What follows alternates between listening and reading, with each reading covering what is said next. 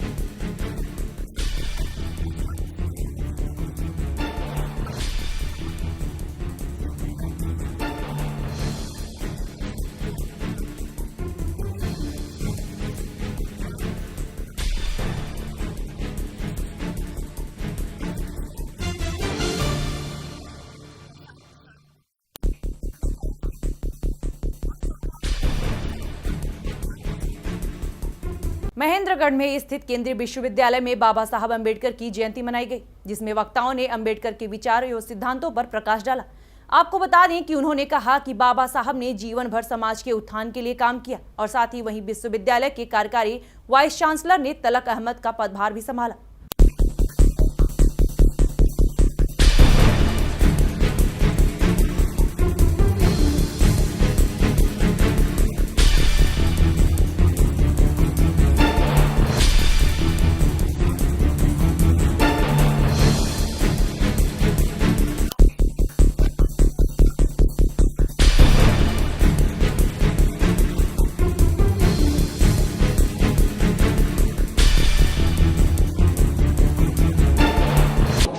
जो है वो डॉक्टर अंबेडकर की जन्म जो मना रही है बर्थडे, मेरी प्राथमिकताएं हैं। सबसे पहले तो अभी यहाँ पे एडमिशन के प्रोसेस ऑन हैं, उसे देखना होगा कि वो सक्सेसफुली हो जाए।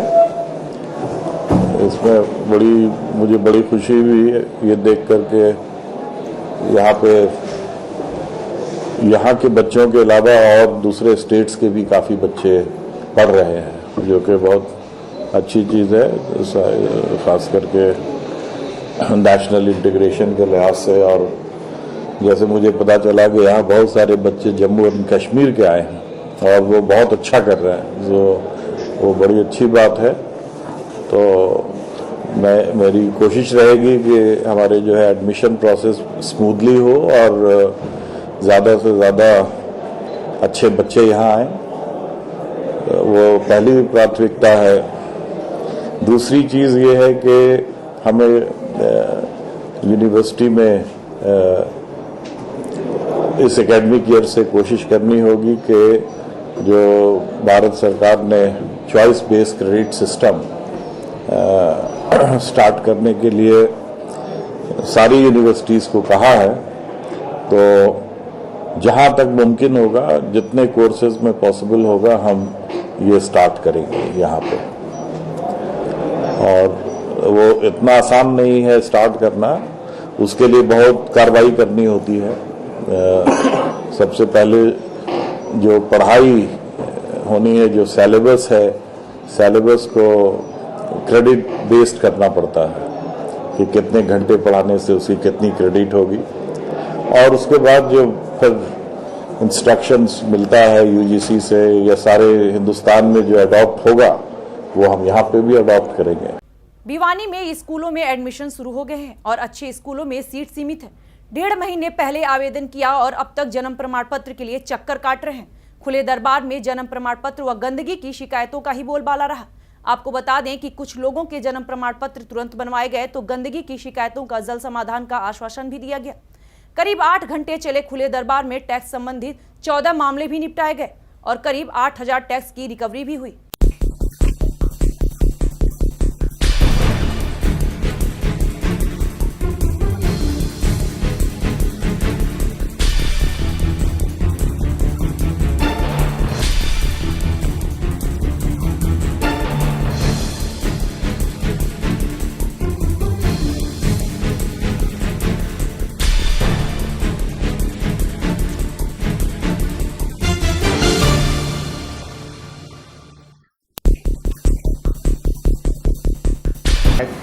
इसके बारे में।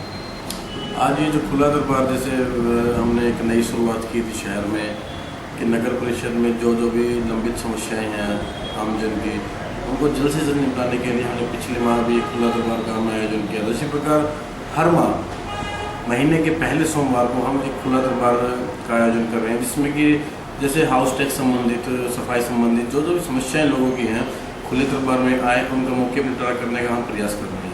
आज जैसे पिछले खुले दरबार में हमने करीबन 200 से 250 के करीब जो समस्याएं उनका निपटारा किया था। आज हमें उम्मीद है कि जनता की जो भी लंबित कोई समस्याएं हैं, शिकायतें हैं, उनको हम मौके पर उनका अच्छी तरह से हल करने का प्रयास करेंगे। कितना बेनिफिट हो रहा है इससे? देखो, मैंने आपको बताया पिछले खुले दरबार में 200 से 250 करीब शिकायतों का निपटारा किया था। अगर आज आमजन को रोजाना शिकायत रहती हैं कि भी नगर परिषद में हम हाउस टैक्स ब्रांच में फाइल जमा करवा देते हैं, प्रॉपर्टी ट्रांसफ़र की, टैक्स के बारे में हमें लाइनों में खड़ा रहना पड़ता है, चक्कर काटने पड़ते हैं, वो समस्या को दूर करने के लिए हम एक छत के नीचे सारे कर्मचारियों को बिठा कर एक ही टेबल पर काम करवाने का जो हम प्रयास कर रहे हैं, उसके तहत हम सोचते हैं कि आमजन को चक्कर ना काटने पड़े, परेशानी का सामना ना करना पड़े। इसलिए हमारी जो सोच है, हमारी जो योजना है खुले दरबार का, हमारा यही एक मोटिव है कि हम मौके पर निपटान करें जितनी समस्याएं हैं।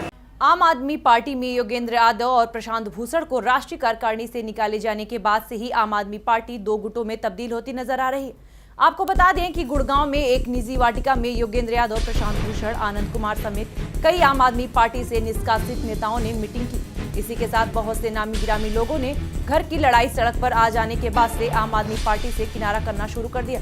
ऐसे में और कितने असंतुष्ट आम आदमी पार्टी को छोड़ इस मीटिंग का हिस्सा बनते हैं, यह देखना भी दिलचस्प होगा।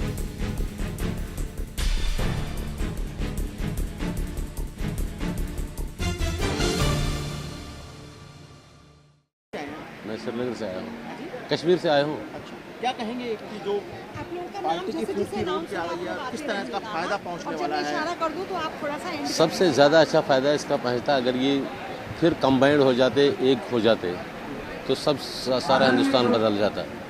इस तरह बंटने से अच्छा नहीं रहेगा, देश के लिए अच्छा नहीं रहेगा। आप यहाँ पे आए हैं, किस उम्मीद से आए हैं? इसी उम्मीद से आए हैं कि देखते हैं ये करते क्या हैं, किस तरह करते हैं। ऐसे हमें उम्मीद यही है कि ये फिर एक ही पार्टी रहेगी, तो बीच में जो इनको कुछ दरार जो मतभेद हैं वो अब काफ़ी ज़्यादा गहरे हो गए हैं, क्या उम्मीद है? सुधर भी सकते हैं, सुधरने की कोशिश करेंगे, सुधर भी सकते हैं। जब बिगाड़ने की कोशिश करें, बिगड़िए। अनवर कहाँ से आए? ओखला। क्या कहेंगे जिस तरह से आम आदमी पार्टी की फूट आज ऐसी इस रूप में देखने को मिली है, और योगेंद्र यादव ने जो स्वराज संवाद जो मीटिंग बुलाई है, क्या मायने निकलेंगे इस मीटिंग के? जी, हम तो यही आशा रखेंगे कि अरविंद जी अपने सही रास्ते पे, जिस मुद्दे को लेके चले थे, उस रास्ते पे आ जाएं।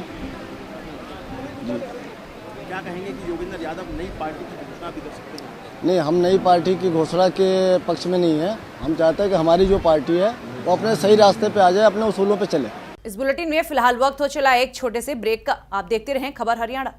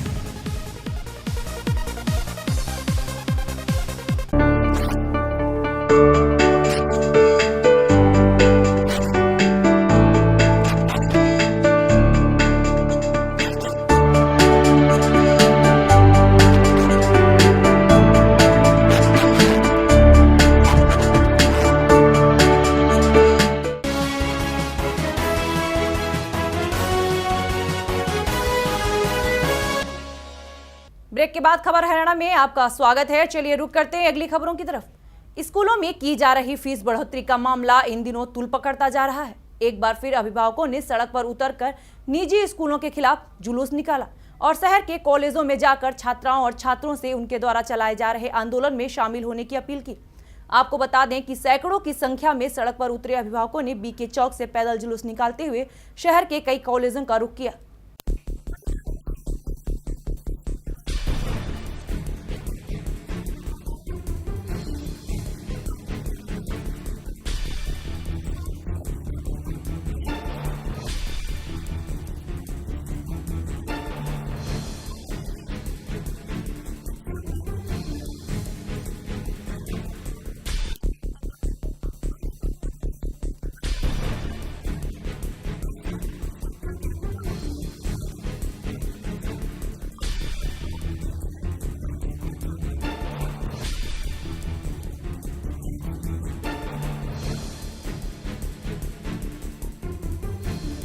निकाल रहे हो आप? हम स्कूलों के खिलाफ निकाले हैं। स्कूल अपनी मनमानी कर रहे हैं, सरकार के रूल के हिसाब से नहीं चलते हैं। फॉर्म 6 के हिसाब से जिस तरह से फीसों का हमें दिया गया है उस तरह से नहीं ली जा रही है, एक्स्ट्रा हर साल ली जा रही है। इसीलिए हम ये चाहते हैं, हमारे जुलूस निकालने का मेन मतलब यही है कि सरकार भी जागे। हम जैसे DO ऑफिस गए थे, DC ऑफिस गए थे, वहाँ हमें कोई भी नहीं मिला। उनके रूल के हिसाब से आगे फॉर्म 6 के हिसाब से 5वीं 6वीं में 11वीं में 9वीं में बीच में इनमें एडमिशन फीसें ली जाए और ना ली जाए।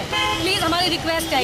शहर के आप महिला कॉलेजों पर भी जा रहे हैं, आप शहर के महिला कॉलेजों के पास जा रहे हैं, वहाँ आप क्या मैसेज देना हम चाहते हैं? यहाँ से सिर्फ यही कहना चाहते हैं, हम सिर्फ यहाँ से इनका सहयोग चाहते हैं बस, ताकि इनके अभी हमें कुछ लोग मिले हैं जो वहाँ द्रोणाचार्य से भी और भी पब्लिक स्कूलों से कई लोगों से परेशान है। उन्होंने कहा हमें सरकारी स्कूल में एडमिशन कराया है। कितनी गलत बात है, इतने प्राइवेट स्कूल होते हुए सरकारी स्कूलों में एडमिशन करवाएं और प्राइवेट स्कूल अपनी जेब भरते जा रहे हैं और बच्चों को कोई भी फैसिलिटीज नहीं है और इतनी महंगी फीसें हैं। सरकारी स्कूल भी इतने ढंग के नहीं है, कोई भी सब इतने परेशान है, फीसों से ही परेशान है सब। तो यहाँ छात्राओं से मिले हैं, आप छात्राओं से मिले हैं कॉलेज में, छात्राओं से मिले हैं, कैसा रिस्पांस रहा छात्राओं का आपके प्रति? अच्छा रिस्पांस रहा है, सब परेशान है, सब कह रही हैं कि हम भी परेशान है प्राइवेट स्कूलों से बहुत ज़्यादा। सब लोग कह रहे हैं, जैसे जो पढ़े लिखे हैं सब लोग समझेंगे अपनी तरफ। तो क्या मांग है आपकी, मुख्य मांग क्या है, क्या चाहते हैं आप? हम चाहते हैं कि DC के ऑर्डर के हिसाब से, जिस तरह से फॉर्म 6 है DO का, ये फॉर्म 6 है, उसी हिसाब से स्मार्ट क्लासेस, ये DO का लेटर है, इसी हिसाब से चला जाए, जिसमें ये रूल है कंप्यूटर क्लासेस वगैरह, एक्स्ट्रा क्लासेस, स्मार्ट क्लासेस ना ली जाए, फीसें एनुअल चार्जेस ना ली जाए, फीसें बढ़ी हुई भी ना दी जाए।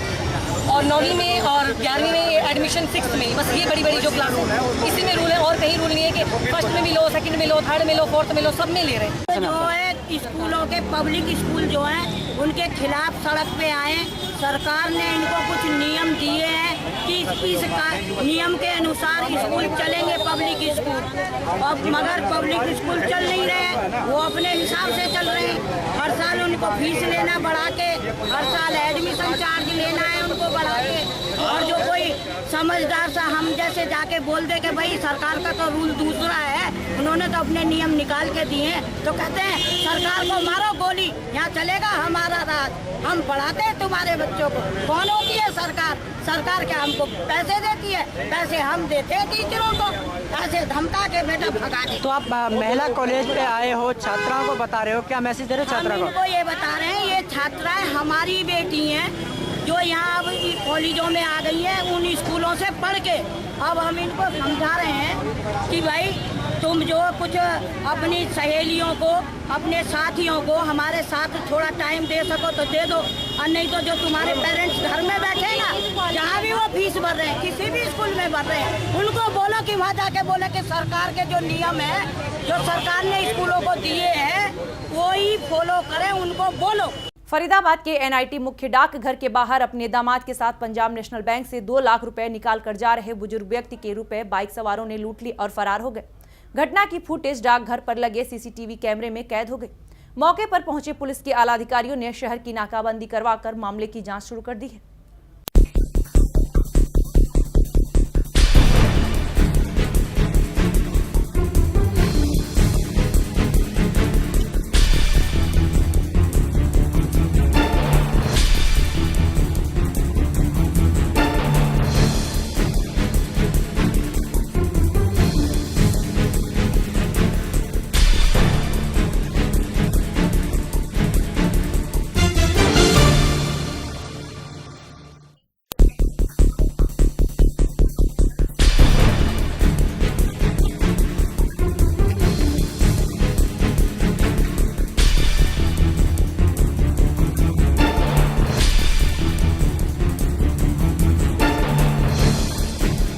से पैसा निकलवा के लेकर आए थे। हमारी साली की शादी है, मेरी 2 सालियों की शादी है सर। हम 2 लाख रुपए निकलवा के लेकर आ रहे थे, जिसपे से हम ऐसे यहाँ मोड़ तक पहुंचे थे।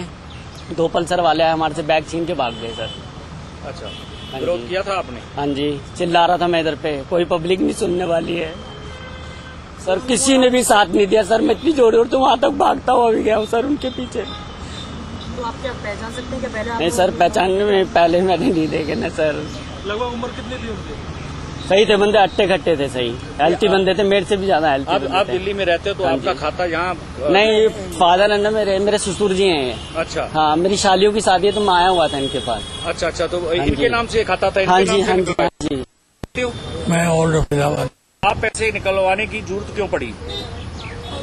आगे काम है, शादी है लड़कियों की, अच्छा, शादी के लिए निकलवाया? शादी के लिए निकलवाया था। तो किस तरीके से आपके हाथ से बैग छीना गया? ये यहाँ गाड़ी के पास है, एकदम इनके हाथ में था बैग, ये मेरे को भी पकड़ के चल रहे थे और थैला भी हाथ में ही था और थैला जरा फिर ये खेचा तानी से बहुत चिल्ला है ये, पापा पापा, मैं भी भागा, मुझसे भागा नहीं जाता, कोई मदद के लिए नहीं आता सर आजकल। कोई नहीं, पीछे गाड़ी थी दो, एक तो स्कूटी थी और एक मोटरसाइकिल थी, उनको बहुत हाथ दिया लेकिन। अब आपकी बेटी की शादी थी, 2 लाख रुपए आपने निकलवाया, वो चला गया, अब कैसे करोगे शादी का? कितनी मुश्किल आ गई है? मुश्किल तो इतनी आ गई है कि बस लास्ट पैसे थे बस 80,000 रुपये छोड़ा है मैंने वहाँ, बाकी वो कागज बागज चेक बैग सब लगे। सोमवार आधी रात से चक्का जाम का आह्वान करते हुए गुड़गांव में ट्रांसपोर्टरों की बैठक में यह फैसला लिया गया कि सभी यूनियन हड़ताल में शामिल होंगे। आपको बता दें कि Maruti, hero Honda, TVS, Mahindra जैसी बड़ी कंपनियों में काम ठप होने का अंदेशा है और वहीं कॉल सेंटर और बीपीओ पर भी हड़ताल का असर पड़ेगा।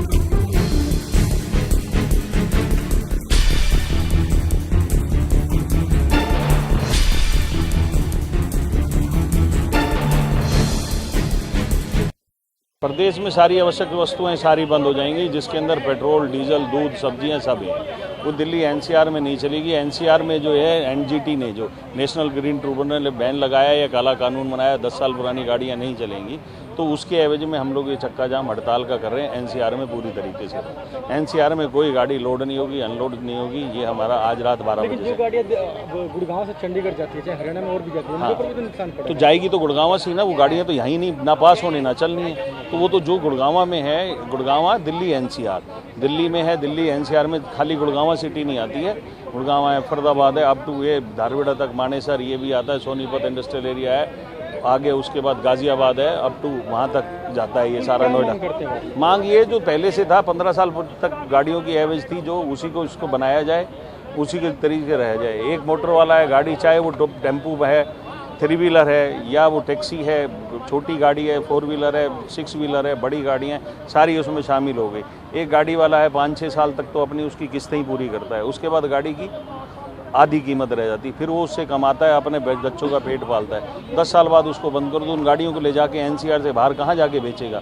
उसका तो पैसा बाहर तो नहीं मिलेगा। जब उसके कमाने का टाइम, उस पर खर्चे खत्म हो जाते हैं, जब ये बंद कर रहे हैं। हमारा ये है कि जैसे पहले था, 15 साल की जिनकी परमिशन थी उनको है, जबकि गाड़ी वाला है पूरे नॉर्म्स पूरे करता है, गाड़ी फिटनेस के टाइम पे पूरी तरीके से उसके पोल्यूशन का और उसका सबका वो रखता है। वही वैसे ही मोटर व्हीकल एक्ट के अंदर बहुत सख्त कानून है, बावजूद उसके भी।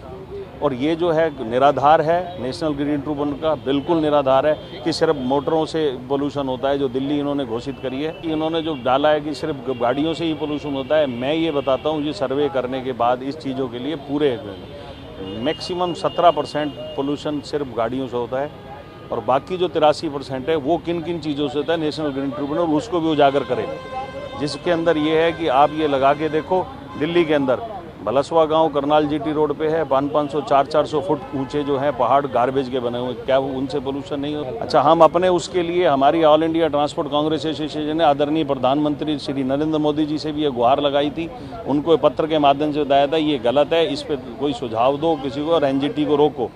पलवल अनाज मंडी में गेहूं की आवक बढ़ गई है, लेकिन गेहूं की सरकारी खरीद शुरू नहीं होने से सैकड़ों किसान परेशान हैं। वहीं आढ़तियों ने भी अनाज मंडी में गेहूं की खरीद करने से मना कर दिया है और हड़ताल शुरू कर दी है। आढ़तियों का कहना है कि अनाज मंडी में हड़ताल किसानों के समर्थन में की गई, सरकारी खरीद एजेंसियों ने गेहूं की खरीद शुरू नहीं की है। वहीं खरीद एजेंसियां अनाज की सफाई करने के नाम पर किसानों से 190 रुपए प्रति क्विंटल की कटौती करने की बात कह रही है।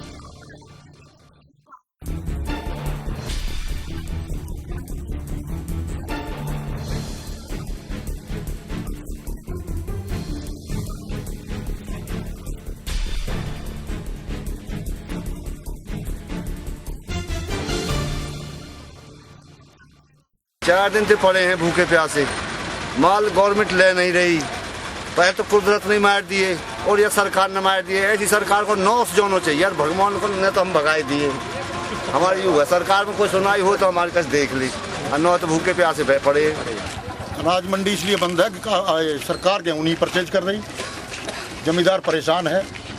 वो कहते हैं लस्टर लॉस की चिट्ठी नहीं आई हमारे पास, FCI वाले 190 रुपये क्विंटल की कहते हैं वो काटने की। 190 रुपये का मतलब जमींदार को 1250 रुपये का दाम मिलेगा, सरकार का रेट 1450 रुपये है।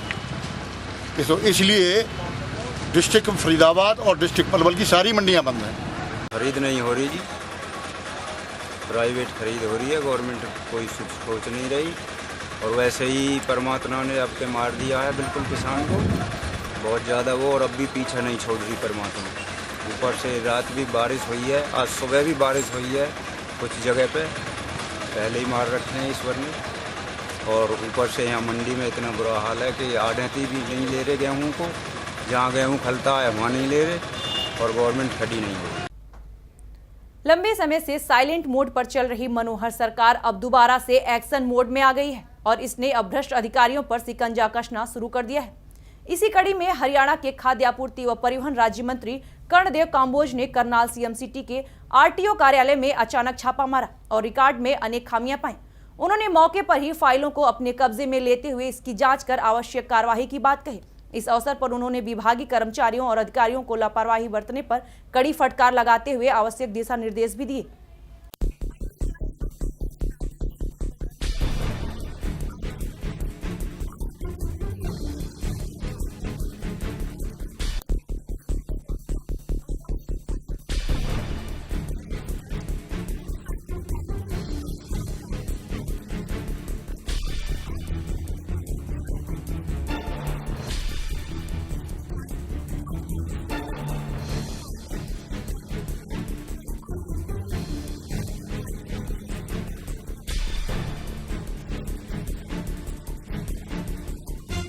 कुछ खामियां मिली हैं और उनका भी बारीकी से जांच की जाएगी भी वो खामियां किस प्रकार से जानबूझ करके छोड़ी गई या गलती में रही हैं। तो ये सारा जो है ना रिकॉर्ड मैंने ले लिया है साथ में, मैं सारा इसका निरीक्षण अपने उच्च अधिकारियों से कराऊंगा और जो भी इसमें कमी पाई जाएगी, अगर कोई भी दोषी होगा तो उसको बख्शा नहीं जाएगा। तो रसीदें भी नहीं कटी हुई थी कुछ? हाँ, कुछ रसीदें बीच में छोड़ दी थी, प्लेन छोड़ दी थी। ये कह रहे क्लरिकल, जबकि इतनी रसीदें क्लरिकल मिस्टेक नहीं होती। मैं मानता हूँ कोई कागज क्लरिकल मिस्टेक की वजह से एक आध कागज छूट जाता है, लेकिन इतनी रसीदें बीच में छोड़ दी गई तो इसमें कहीं ना कहीं जो है ना ये एक बहुत बड़ा मामला है और इसका जो है ना हम पहले भी शिकायतें मिलती रहती हैं कि बैक डेट पे अगर कोई भी काम करवाना तो इस तरह का ये इसीलिए जो है ना बीच में जो कागज छोड़े जाते हैं ये इसी काम के लिए छोड़े जाते हैं ताकि जो है ना इनका मिसयूज करके और इनको जो है ना इस काम में लगाया जाए। तो ये आज यहाँ से हमने इस प्रकार की कमियां मिली हैं। मैं अभी रिकॉर्ड इनका साथ ले जा रहा हूँ। लॉन्ग बुक भी इनकी पूरी नहीं थी। ये रात को चेकिंग करने के लिए जाते हैं, यहाँ ऑफिस में ये भी नहीं लिख के जाते भी हम कहीं चेकिंग के लिए जा रहे हैं। जब इनकी ड्यूटी बनती है, इनकी आरटीए सेक्रेटरी आरटीए की ड्यूटी बनती है, वो लिख करके जाए भी मैं कहाँ जा रहा हूँ, किस जगह चेकिंग कर रहा हूँ। तो ये कुछ भी नहीं, इन्होंने तो अपनी मर्जी का ये बना रखा है ऑफिस भी, जो मर्जी ये कर ले, जो मर्जी ना कर ले। हरियाणा सरकार द्वारा हाल ही में शुरू की गई हरियाणवी संस्कृति को बचाने के लिए फरीदाबाद में पहली बार मुहिम छेड़ी गई। 5 नंबर के राजकीय कन्या माध्यमिक विद्यालय में छात्राओं को हरियाणवी संस्कृति के बारे में बताया और उसे जीवित रखने की प्रेरणा दी। आपको बता दें कि इस मौके पर क्षेत्र की विधायिका ने छात्राओं को संस्कृति के प्रति बताया।